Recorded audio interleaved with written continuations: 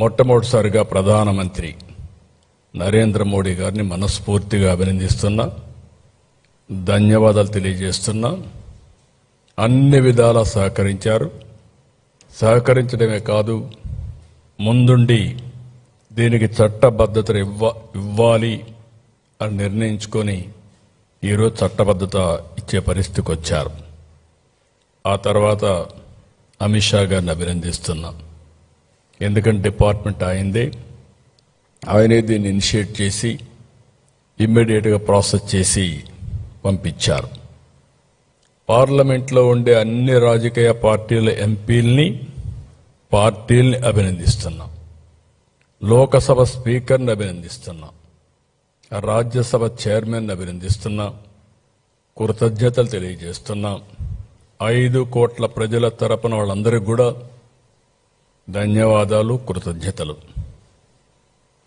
ఇంకొక పక్క ఒక్క పార్టీకి మాత్రం కృతజ్ఞత చెప్పడం లేదు. అదే వైఎస్ఆర్ కాంగ్రెస్ పార్టీ. ఎందుకంటే దేశంలో ఇన్ని పార్టీలు, ఐడియాలజికల్ డిఫరెన్సెస్ ఉండొచ్చు,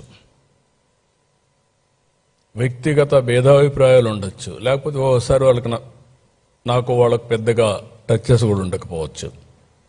ఆంధ్రప్రదేశ్ రాష్ట్రంతో పని కూడా ఉండకపోవచ్చు, ఓట్లే కాదు పని కూడా ఉండకపోవచ్చు. ఆ ప్రాంతీయ పార్టీ ఆ రాష్ట్రంలో ఉండొచ్చు. కానీ ఏ పార్టీ కూడా ప్రాంతీయ పార్టీ అయినా వాళ్ళ రాష్ట్ర ప్రయోజనాలు కాపాడుకుంటూ ఉన్నప్పటికీ దేశ ప్రయోజనాలు కాపాడడం కోసం అమరావతి రాజధానిగా రావాలి, దేశ ప్రయోజనాలు కాపాడాలని ఆలోచించారు. వైఎస్ఆర్ కాంగ్రెస్ పార్టీ మాత్రం దేశ ప్రయోజనాలు అవసరం లేదు, రాష్ట్రం నాశనం అయిపోయినా పర్వాలేదు, మేము అనుకున్నదే జరగాలని పట్టుదలతో ముందుకు పోయారు.